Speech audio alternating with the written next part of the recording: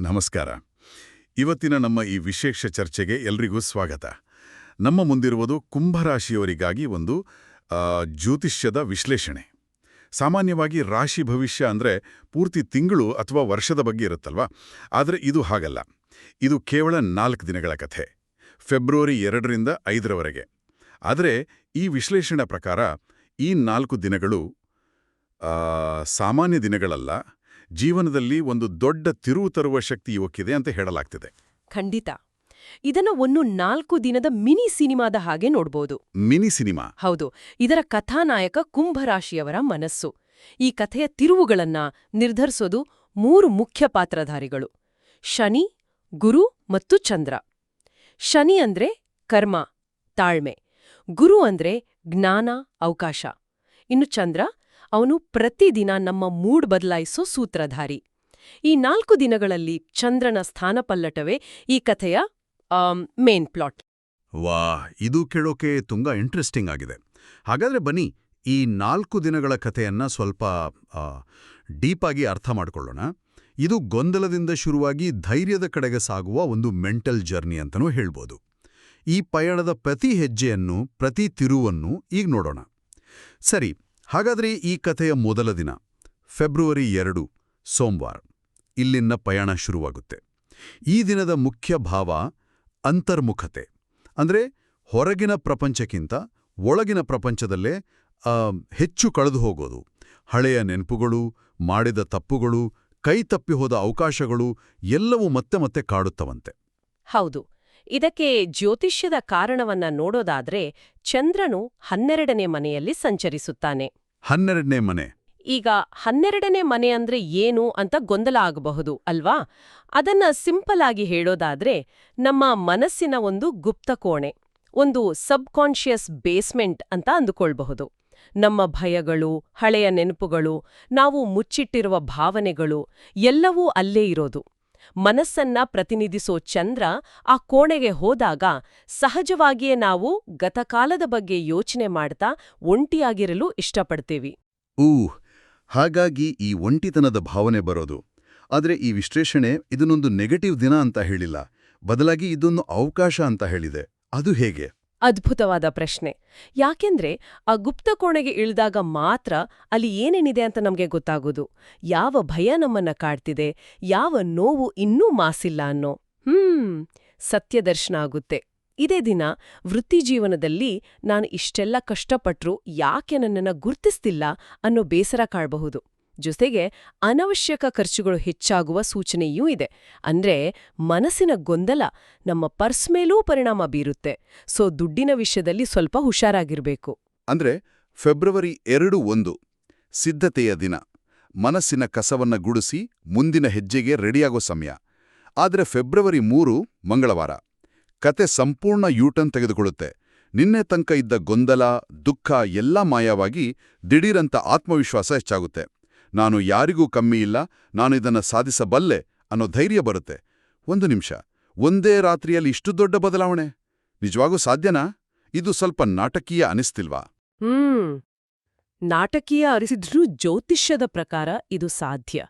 ಯಾಕೆಂದ್ರೆ ನಿನ್ನೆ 12ನೇ ಮನೆಯಲ್ಲಿದ್ದ ಚಂದ್ರ ಇಂದು ಲಗ್ನಕ್ಕೆ, ಅಂದ್ರೆ 1ನೇ ಮನೆಗೆ ಬರ್ತಾನೆ. ಓಕೆ, ಲಗ್ನ. ಲಗ್ನ ಅಂದ್ರೆ ನಮ್ಮ ವ್ಯಕ್ತಿತ್ವದ ಕನ್ನಡಿ.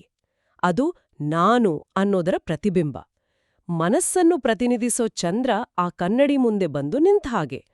ಆಗ ನನಗೇನ್ ಬೇಕು, ನಾನ್ ಯಾರು ಅನ್ನೋ ಪ್ರಶ್ನೆಗೆ ಒಂದು ಕ್ಲಿಯರ್ ಉತ್ತರ ಸಿಕ್ಕಿ ಸಹಜವಾಗಿಯೇ ಕಾನ್ಫಿಡೆನ್ಸ್ ಬರುತ್ತೆ. ಇದು ಕೇವಲ ಗ್ರಹದ ಪ್ರಭಾವ ಅಲ್ಲ, ಇದೊಂದು ಆತ್ಮ ಅವಲೋಕನದ ಕ್ಷಣ. ಇದು ತುಂಬಾ ಚೆನ್ನಾಗಿದೆ. ಕನ್ನಡಿ ಮುಂದೆ ನಿಂತು ನಮ್ಮನ್ನಾವು ನೋಡ್ಕೊಂಡ ಹಾಗೆ. ಹಾಗಾದ್ರೆ ಈ ಆತ್ಮವಿಶ್ವಾಸ ವೃತ್ತಿ ಜೀವನದ ಮೇಲೆ ಹೇಗೆ ಪರಿಣಾಮ ಬೀರುತ್ತೆ? ಖಂಡಿತವಾಗಿಯೂ ದೊಡ್ಡ ಪರಿಣಾಮ ಬೀರುತ್ತೆ. ಈ ದಿನ ತಗೊಳ್ಳೋ ನಿರ್ಧಾರಗಳು ಮುಂದಿನ ಭವಿಷ್ಯಕ್ಕೆ ಅಡಿಪಾಯ ಹಾಕ್ತವೆ. ಮೀಟಿಂಗ್ಗಳಲ್ಲಿ ನಿಮ್ಮ ಮಾತುಗಳಿಗೆ ಒಂದು ಬೆಲೆ ಸಿಗುತ್ತೆ. ನಿಮ್ಮಲ್ಲಿರೋ ಲೀಡರ್ಶಿಪ್ ಕ್ವಾಲಿಟೀಸ್ ಹೊರಗೆ ಬರುತ್ತೆ. ಇಂಟರ್ವ್ಯೂಗಳಿಗೆ ಹೋಗೋದಾದ್ರೆ ಯಶಸ್ಸಿನ ಸಾಧ್ಯತೆಗಳು ತುಂಬಾನೇ ಹೆಚ್ಚಾಗಿರ್ತವೆ. ಆದ್ರೆ ಇಲ್ಲೊಂದು ಎಚ್ಚರಿಕೆ ಇದೆ. ಏನು? ಆತ್ಮವಿಶ್ವಾಸದ ಜೊತೆಗೆ ಅಹಂಕಾರ ಮತ್ತು ಕೋಪ ಕೂಡ ಹೆಚ್ಚಾಗಬಹುದು. ಮಾತಿನ ಮೇಲೆ ಹಿಡಿತ ತಪ್ಪಿದ್ರೆ ಸಹೋದ್ಯೋಗಿಗಳ ಜೊತೆ ಅಥವಾ ಮನೆಯಲ್ಲಿ ಸಂಬಂಧಗಳು ಹಾಳಾಗಬಹುದು. ಹೌದು ಹೌದು. ಆತ್ಮವಿಶ್ವಾಸಕ್ಕೂ ಅಹಂಕಾರಕ್ಕೂ ಒಂದು ತೆಳುವಾದ ಗೆರೆ ಇರುತ್ತೆ. ನೀವು ಸಂಬಂಧಗಳ ಬಗ್ಗೆ ಹೇಳಿದ್ರಿ. ಈ ದಿನದ ಆತ್ಮವಿಶ್ವಾಸ ಪ್ರೀತಿ ಮತ್ತು ಕೌಟುಂಬಿಕ ಜೀವನದಲ್ಲಿ ಹೇಗೆ ಪ್ರತಿಫಲಿಸುತ್ತೆ? ಮುನ್ನ ದಿನದ ಮೌನ ಮುರಿದು ಏನಾದರೂ ಬದಲಾವಣೆ ಆಗುತ್ತಾ? ಖಂಡಿತ. ಫೆಬ್ರವರಿ 2ರಂದು ಮಾತನಾಡಿದ್ರೆ ಎಲ್ಲಿ ಜಗಳ ಆಗುತ್ತೋ ಅನ್ನೋ ಭಯದಿಂದ ಸೈಲೆಂಟ್ ಆಗಿರಬಹುದು. ಆದ್ರೆ ಫೆಬ್ರವರಿ 3ರಂದು ಇವತ್ತು ಇದನ್ನ ಮಾತಾಡ್ಲೇಬೇಕು ಅನ್ನೋ ಧೈರ್ಯ ಬರುತ್ತೆ. ಈ ದಿನ ಸ್ಪಷ್ಟವಾದ ಮಾತುಕತೆಯಿಂದ ಕೆಲವು ಸಂಬಂಧಗಳು ಇನ್ನಷ್ಟು ಗಟ್ಟಿಯಾಗಬಹುದು. ಇನ್ನು ಕೆಲವು ಸಂಬಂಧಗಳಲ್ಲಿರೋ ಬಿರುಕು ಕ್ಲಿಯರ್ ಆಗಿ ಕಾಣಿಸಿ ಅದು ಮುರಿದು ಬೀಳಲುಬಹುದು. ಆದ್ರೆ ಈ ವಿಶ್ಲೇಷಣೆ ಪ್ರಕಾರ ದೀರ್ಘಾವಧಿಯಲ್ಲಿ ಇದು ಒಳ್ಳೆದಕ್ಕೆ ಆಗುತ್ತೆ. ಯಾಕೆಂದ್ರೆ ಗೊಂದಲದಲ್ಲಿ ಬದುಕೋದಕ್ಕಿಂತ ಸ್ಪಷ್ಟತೆ ಇರೋದು ಉತ್ತಮ ಅಲ್ವಾ? ಕರೆಕ್ಟ್. ಸರಿ, ಈಗ ಪಯಣದ 3ನೇ ದಿನ ಫೆಬ್ರವರಿ 4 ಬುಧವಾರ. ಈ ದಿನ ಗಮನ ಎಲ್ಲಿಗೆ ಶಿಫ್ಟ್ ಆಗುತ್ತೆ? ಈ ದಿನ ಚಂದ್ರನು 2ನೇ ಮನೆಗೆ ಪ್ರವೇಶಿಸ್ತಾನೆ. ಜ್ಯೋತಿಷ್ಯದಲ್ಲಿ 2ನೇ ಮನೆ ಅಂದ್ರೆ ನಮ್ಮ ಸಂಪತ್ತಿನ ಪೆಟ್ಟಿಗೆ ಮತ್ತು ನಮ್ಮ ಮಾತಿನ ಶಕ್ತಿ. ಹಾಗಾಗಿ ಈ ದಿನದ ಫೋಕಸ್ ಸಂಪೂರ್ಣವಾಗಿ ಹಣಕಾಸು, ಕುಟುಂಬ ಮತ್ತು ಸಂವಹನದ ಮೇಲೆ ಇರುತ್ತೆ. ಈ ದಿನ ನೀವಾಡೋ ಪ್ರತಿ ಮಾತಿಗೂ ಡಬಲ್ ತೂಕ ಇರುತ್ತೆ. ನಿಮ್ಮ ಒಂದು ಒಳ್ಳೆ ಮಾತು ಸಂಬಂಧವನ್ನ ಗಟ್ಟಿಗೊಳಿಸಬಹುದು. ಒಂದು ಕೆಟ್ಟ ಮಾತು ದೊಡ್ಡ ಅನಾಹುತವನ್ನೇ ಮಾಡಬಹುದು. ಓ, ಹಾಗಾದ್ರೆ ಫೆಬ್ರವರಿ 2ರ ಅನಾವಶ್ಯಕ ಖರ್ಚು ಮತ್ತು ಸೆಪ್ಟೆಂಬರ್ 4ರ ಆರ್ಥಿಕ ಸ್ಪಷ್ಟತೆ ಇವೆರಡೂ ಒಂದೇ ಚಂದ್ರನ ಬೇರೆ ಬೇರೆ ಮನೆಯಲ್ಲಿನ ಆಟ. ಫ್ಯಾಸಿನೇಟಿಂಗ್. ಹಾಗಾದ್ರೆ ಹಣಕಾಸಿನ ವಿಚಾರದಲ್ಲಿ ಈ ದಿನ ಹೇಗಿರುತ್ತೆ?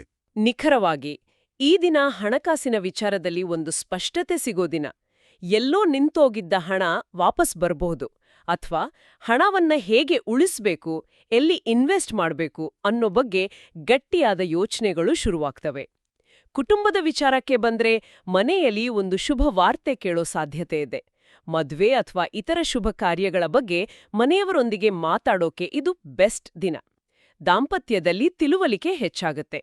ಈಗ ನಮ್ಮ ಕಥೆಯ ಕೊನೆಯ ಮತ್ತು ಬಹುಶಃ ಅತಿ ಮುಖ್ಯವಾದ ದಿನ ಫೆಬ್ರವರಿ 5 ಗುರುವಾರ. ಇಲ್ಲಿವರೆಗಿನ ಸಿದ್ಧತೆ, ಆತ್ಮವಿಶ್ವಾಸ, ಸ್ಪಷ್ಟತೆ ಎಲ್ಲವೂ ಸೇರಿ ಈ ದಿನ ಏನಾಗತ್ತೆ? ಈ ದಿನ ಚಂದ್ರ 3ನೇ ಮನೆಗೆ ಬರ್ತಾನೆ. 3ನೇ ಮನೆ ಅಂದ್ರೆ ನಮ್ಮ ಧೈರ್ಯ, ನಮ್ಮ ಪ್ರಯತ್ನ ಮತ್ತೆ ನಮ್ಮ ಕಮ್ಯುನಿಕೇಷನ್ ಸ್ಕಿಲ್ಸ್. ಹಾಗಾಗಿ ಇದು ಆಕ್ಷನ್ ತಗೊಳ್ಳೋ ದಿನ. ಇಲ್ಲಿವರೆಗೂ ಮನಸ್ಸಲ್ಲೇ ಅಂದುಕೊಳ್ತಿದ್ದ, ಭಯಪಡ್ತಿದ್ದ ವಿಷಯಗಳ ಬಗ್ಗೆ ಮುನ್ನುಗ್ಗುವ ಧೈರ್ಯ ಬರುತ್ತೆ. ಆ ಕೆಲ್ಸಕ್ಕೆ ಅಪ್ಲೈ ಮಾಡ್ಬೇಕಾ, ಆ ವ್ಯಕ್ತಿಗೆ ಫೋನ್ ಮಾಡ್ಬೇಕಾ ಅಂತ ಯೋಚಿಸ್ತಿದ್ರೆ ಈ ದಿನ ಆ ಹೆಜ್ಜೆಯನ್ನ ಇಡ್ತೀರಿ. ಒಂದು ಸಣ್ಣ ಫೋನ್ ಕರೆ ಅಥವಾ ಒಂದು ಇಮೇಲ್ ದೊಡ್ಡ ಬದಲಾವಣೆಗೆ ನಾಂದಿ ಹಾಡಬಹುದು. ಅಂದ್ರೆ ಇದು ಫಲಿತಾಂಶದ ದಿನ. ವಿಶೇಷವಾಗಿ ವೃತ್ತಿಜೀವನದಲ್ಲಿ ಇದು ಹೇಗೆ ಕಾಣಿಸಿಕೊಳ್ಳುತ್ತೆ? ವೃತ್ತಿಜೀವನದಲ್ಲಿ ಇದೊಂದು ಮಹತ್ವದ ತಿರುವು ನೀಡೋ ದಿನ. ನಿಮ್ಮ ಪ್ರಯತ್ನಕ್ಕೆ ತಕ್ಕ ಫಲ ಸಿಗುತ್ತೆ. ವಿಶೇಷವಾಗಿ ಮಾರ್ಕೆಟಿಂಗ್, ಸೇಲ್ಸ್, ಬರವಣಿಗೆ, ಬೋಧನೆ ಹೀಗೆ ಸಂವಹನ ಆಧಾರಿತ ಕೆಲಸಗಳಲ್ಲಿರೋರಿಗೆ ಇದು ಅತ್ಯುತ್ತಮ ದಿನ. ಪ್ರಯಾಣದಿಂದ ಒಳ್ಳೆ ಸುದ್ದಿ ಬರೋ ಯೋಗವೂ ಇದೆ.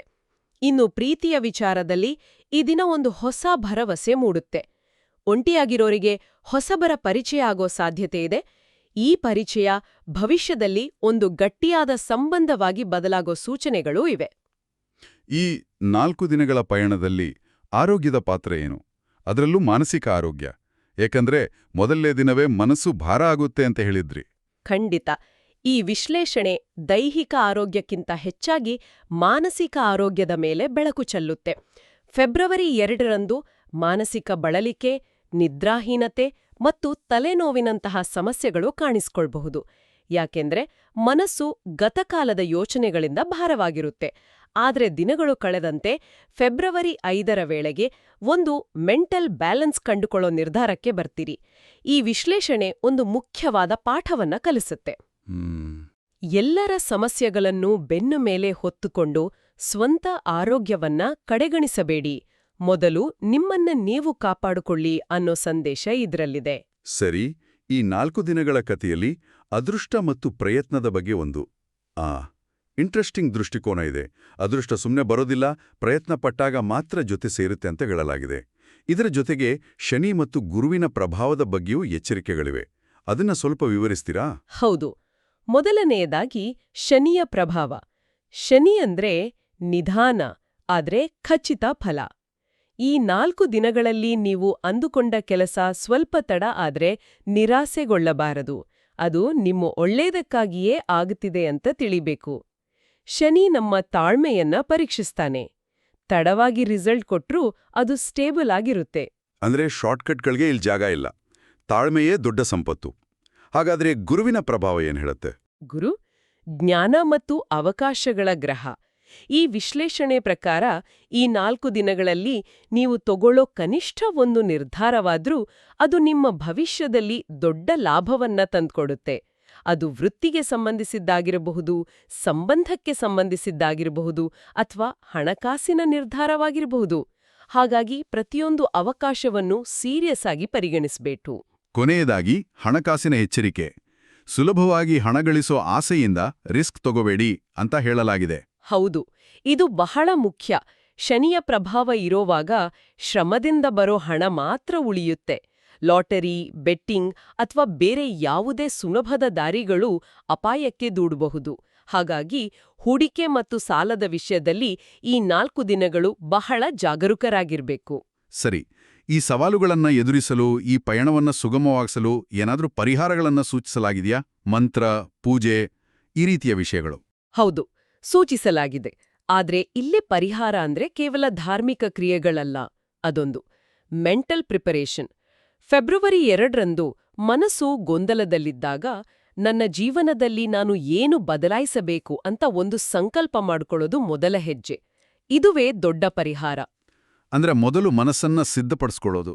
ಆ ನಂತರ ಫೆಬ್ರವರಿ 3ರಂದು ಆತ್ಮವಿಶ್ವಾಸ ಬಂದಾಗ ಶನಿಗ್ರಹಕ್ಕೆ ಸಂಬಂಧಿಸಿದ ಮಂತ್ರ ಪಠಣವನ್ನ ಸೂಚಿಸಲಾಗಿದೆ. ಆದ್ರೆ ಇಲ್ಲಿ ಸಂಖ್ಯೆಗಿಂತ ಭಾವನೆ ಮುಖ್ಯ ಅಂತ ಒತ್ತಿ ಹೇಳಲಾಗಿದೆ.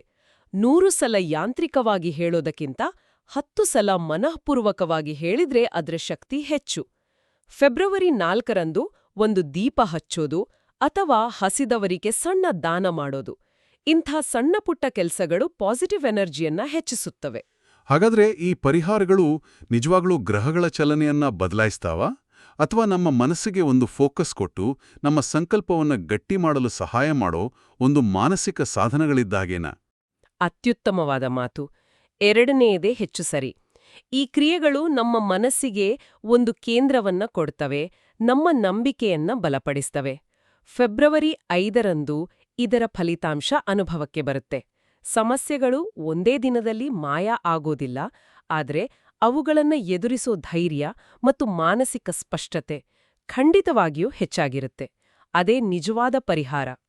ಒಟ್ಟಾರೆಯಾಗಿ ಈ ಜ್ಯೋತಿಷ್ಯ ವಿಶ್ಲೇಷಣೆಯನ್ನ ನೋಡಿದಾಗ ಕುಂಭರಾಶಿಯವರಿಗೆ ಈ 4 ದಿನಗಳು ಕೇವಲ ಭವಿಷ್ಯ ಅಲ್ಲ, ಅದೊಂದು ಆತ್ಮಶೋಧನೆಯ ಪಯಣ.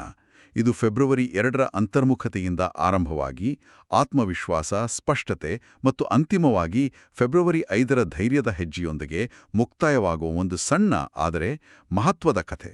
ಹೌದು, ಇಲ್ಲಿರೋ ಆಳವಾದ ಸಂದೇಶ ಏನಂದ್ರೆ, ಗ್ರಹಗಳು ನಮ್ಗೆ ಪರಿಸ್ಥಿತಿಗಳನ್ನ ಮತ್ತು ಮನಸ್ಥಿತಿಗಳನ್ನ ಸೃಷ್ಟಿಸಬಹುದು. ಆದ್ರೆ ಆ ಪರಿಸ್ಥಿತಿಯಲ್ಲಿ ಹೇಗೆ ವರ್ತಿಸ್ಬೇಕು, ಯಾವ ನಿರ್ಧಾರ ತಗೋಬೇಕು ಅನ್ನೋ ಆಯ್ಕೆ ಸಂಪೂರ್ಣವಾಗಿ ನಮ್ಮ ಕೈಯಲ್ಲೇ ಇರುತ್ತೆ. ಹೊರಗಿನ ಜಗತ್ತನ್ನ ಬದಲಾಯಿಸೋದಕ್ಕಿಂತ ನಮ್ಮ ಆಂತರಿಕ ಸಂಕಲ್ಪ ಮತ್ತು ಆಲೋಚನೆಗಳನ್ನ ಬದಲಾಯಿಸೋದು ನಮ್ಮ ಕಂಟ್ರೋಲ್ನಲ್ಲಿದೆ ಅನ್ನೋದನ್ನ ಈ 4 ದಿನಗಳ ಪಯಣ ಮತ್ತೆ ಮತ್ತೆ ನೆನಪಿಸುತ್ತೆ. ಈ ಮುನ್ಸೂಚನೆಯನ್ನ ಒಂದು ಕ್ಷಣ ಬದಿಗಿಟ್ಟು ಯೋಚಿಸಿದೆ.